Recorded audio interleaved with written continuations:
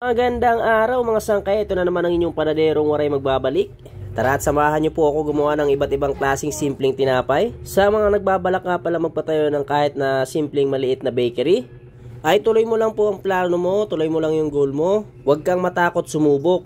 Kung tingin mo sa sarili mo ay kaya mo na, ay simulan mo na. Huwag mo nang palampasin ang pagkakataon. Dahil paano mo nga ba malalaman kung hindi mo susubukan at sisimulan? Hindi mo naman kailangan ng napakalaking puhunan, dahil kung sa tingin mo ay sapat ng iyong puhunan para makapagsimula, ay pwede mo nang umpisahan ang mga nabuo mong plano para sa iyong gagawing negosyo. Dahil sa pagsisimula ay dyan ka palang magpapakilala ng iyong mga produktong gusto mong ibenta. At kapag nakapagsimula ka na, ay wag na wag mo pong kakalimutan ang salitang sipag, tiyaga at diskarte. Oo, hawak mo ng oras dahil ikaw ang may-ari, pero hindi ibig sabihin nun ay magiging magaan na ang iyong trabaho. At dahil may mga tauhan ka, ay iaasa mo na ang lahat sa kanila ang mga gawain sa iyong negosyo. Lagi po nating tatandaan, ang may-ari pa rin po ang nakakaalam kung ano ang mas nakakabuti sa kanyang negosyo. Kaya wag po nating sasanayin na iaasa sa iba yung ating responsibilidad bilang may-ari. Halimbawa na lang natin kung kumikita o hindi.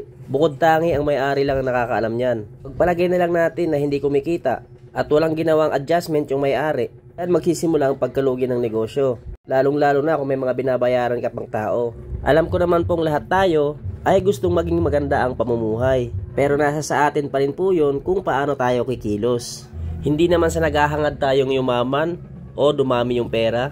Ang atin lang naman ay may bigay natin ng maayos yung pangangailangan ng ating pamilya, pangangailangan nating araw-araw, para na rin sa pag-aaral ng ating mga anak. Bakit nga ba tayo nagsusumikap para kumita ng pera? So bali iba-iba naman tayo ng pinag-alaanan ng ating pinaghirapan. Yung iba dyan, pinag-alaanan para sa kanilang jowa.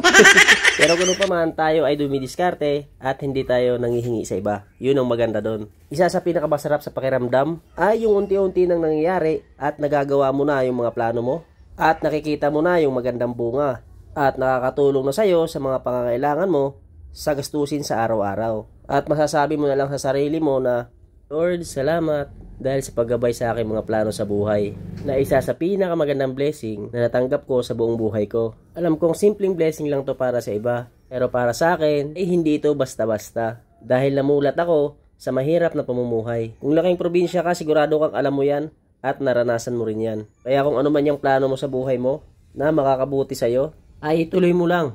At wag na wag kang papaapekto sa mga sinasabi ng iba, lalong-lalo na kung alam mong hindi makakatulong sa'yo. Dahil walang ibang mag-aangat sa buhay mo, sa sarili mo, kundi ikaw lang mismo. Kung may mga opinion ka man naririnig galing sa iba, ay pakinggan mo.